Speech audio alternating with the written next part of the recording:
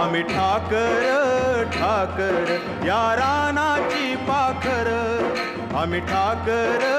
ठाकर या रानाची पाखर, या जांभया